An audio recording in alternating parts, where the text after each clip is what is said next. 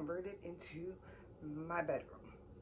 So that's about keeping it real. Never gonna bring you the fake. So you can probably hear background noise, but it's real life, you guys. In real life, it's messy, it's sometimes ugly, and why bring you the fake? That's a load of BS when people bring you the fake all the time, bringing you some little cookie cutter life, trying to show you that everything is perfect when it is not. And this page is about bringing you steps to just better your life. What are the steps I've taken? Because my life has been a freaking roller coaster.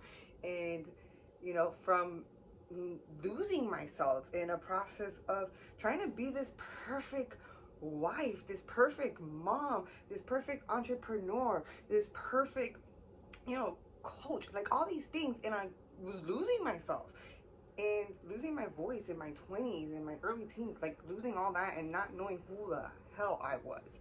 And then eventually snapping out of it and saying, no, I need to bring myself back. So this is for you. Hit the like button, hit subscribe, hit that little notification right there in the little corner somewhere around there. So this is all about that. Quick little background about myself. My name is Maggie Gonzalez. Yes, I am crazy, I am wild, I am goofy. I'm a little bit of everything. And as you can tell, a little bit of a hot mess sometimes. Again, real life, you guys. I might pop in here some days with a messy bun because I just feel like it. Don't feel like doing my hair, don't feel like doing my makeup, but this is real life. You know, I run on caffeine. I run on sometimes whiskey, sometimes wine. I run on all of that. And I run on pure adrenaline for the passion of just bringing everything to the table and bringing you my tips on how I try to be productive in everyday life. And when I mean my bubble burst means I really like exploded. I was so depressed.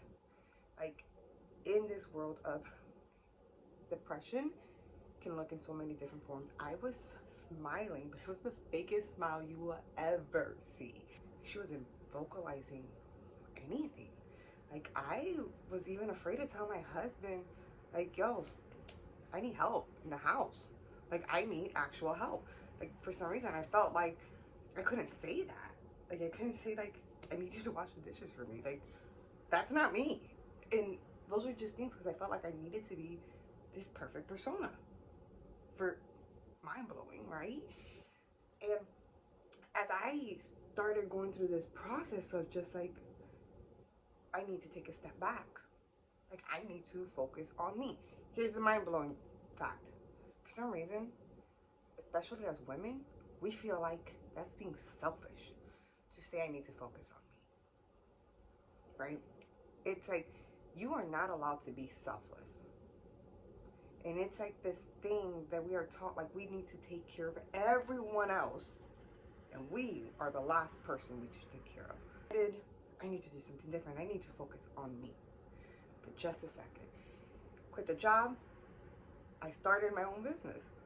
I did start a part-time job because I was like, I need to still develop an income. We still need an income. Worked a part-time job, but also started my business. And from there, I picked up a niche. Like my passion's always been helping people. But before stepping full throttle into this, I just started working on me. And that's where this has all developed. The process of working on me and finding the steps, giving myself, even if it is 10 minutes a day, to just read a book in peace and quiet. Because if you probably run a household, you know that's impossible to even use the bathroom in peace and quiet because your door is being knocked on. I have a 17-year-old and a 12-year-old. They still knock on that door. And it feels like you still get the little fingers right underneath you guys. So yeah. So finding 10 minutes, finding 30 minutes to work on working out because I love working out. Reading a book, if it's personal development or if it's just for entertainment, because I love doing both. Personal development in the morning, late at night, bedtime, when the whole house is quiet. It's like, you know, those books that you could just go into and just escape into another world. That's like an entertainment for me, just like, you know, the movies and stuff like that. Those are entertainments. I figured out a schedule. I had to like zone in and give myself those moments. I had to learn to find a voice to say, hey, I know you guys have chores, you know, which if you have teenagers, getting them to do a chore, it's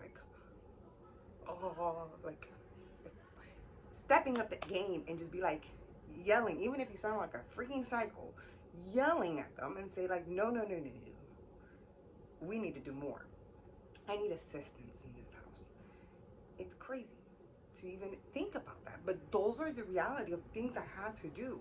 Like, no, I'm doing X, Y, and Z. Y'all need to pick up some A game around here, you know? Those were just strategies, especially with when I wanted to start my business and just take it off. It was, I need extra hands on deck. A lot of times we think, because my husband does work in construction in the field, and it was just like, my brain was like, always listening to say, I do labor work. Okay, cool. It was also getting up to like, yo, I know you do labor work. I work in my head sometimes too.